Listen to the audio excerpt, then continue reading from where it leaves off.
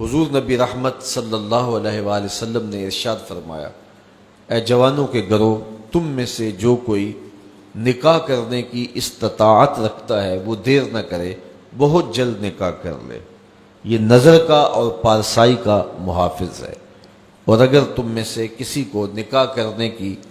فی الحال توفیق نہیں ہے،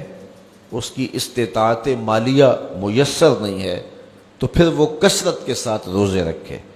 کیونکہ روزے نفسانی خواہشات کو توڑتے ہیں، آرزوؤں کو ختم کرتے ہیں۔ تو بھوک جو ہے وہ خواہشات نفسانیہ کے ختم کرنے کا ایک مؤثر ذریعہ ہے۔ تو ہمیں صبح سے لے کر شام تک بھوک اور پیاس گوارا کروائی جاتی ہے، یہ مشق کروائی جاتی ہے تاکہ ہمارا نفس کمزور ہو۔ دوسری بات، نفس کی کمزوری کا سبب ہماری گفتگو کا کم ہونا ہے اور خاموشی ہے، چونکہ ہمارے جتنے بھی گناہ ہیں ان میں سب سے زیادہ گناہ ہماری زبان کرتی ہے۔ ہمارے پاؤں بھی گناہ کرتے ہیں، برائی کی جگہ پہ چل کے جاتے ہیں، ہمارے ہاتھ بھی گناہ کر لیتے ہیں، کسی پہ ظلم جبر کرتے ہیں، ہمارے کان بھی گناہ کرتے ہیں کہ نغمے اور گیت سن لیتے ہیں، ہماری آنکھیں بھی گناہ کرتی ہیں کہ غیر محرم کو شہوات سے دیکھ لیتی ہیں، ہمارا دماغ اور سوچیں بھی بدکاری کر لیتی ہیں، ہمارے خیال بھی ناپاکیزہ ہو جاتے ہیں۔ لیکن سب سے زیادہ گناہ ہمارے بدن میں ہمارے جسم کا جو حصہ کرتا ہے وہ ہماری زبان ہے۔ ہاتھوں کے گناہ بھی محدود ہیں، کانوں کے گناہ بھی محدود ہیں، اسی طرح آنکھوں کے گناہ بھی ایک قسم پر مشتمل ہیں، لیکن جو زبان کے گناہ ہیں یہ کئی اقسام پر مشتمل ہیں۔ زبان جھوٹ بھی بولتی ہے، زبان غیبت بھی کرتی ہے، زبان بہتان بھی لگاتی ہے، زبان سب و شتم بھی کرتی ہے، گالی گلوچ بھی دیتی ہے، زبان جو ہے وہ تہمت بھی لگاتی ہے، اور زبان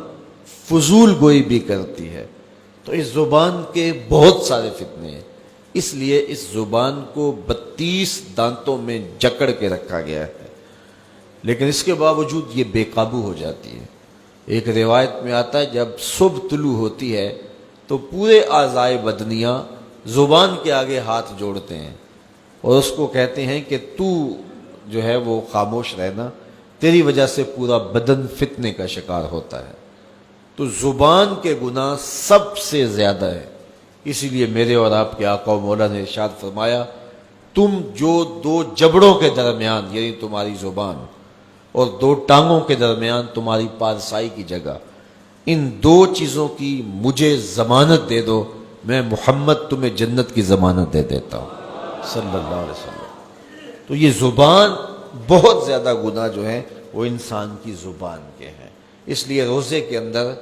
ہمیں اپنی زبان کو کنٹرول کرنے کی تاکید بھی کی گئی ہے۔ یہ خوراک بچاؤ مہم نہیں ہے روزہ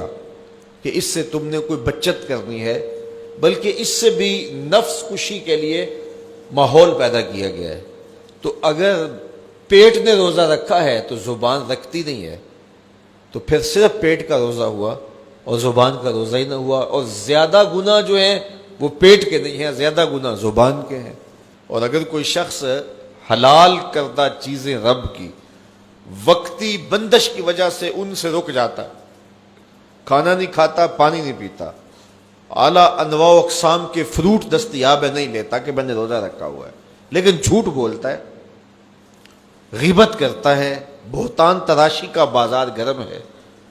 نظریں بدکاری کر رہے ہیں، خیال بھٹک رہے ہیں، سوچے آوارہ ہیں،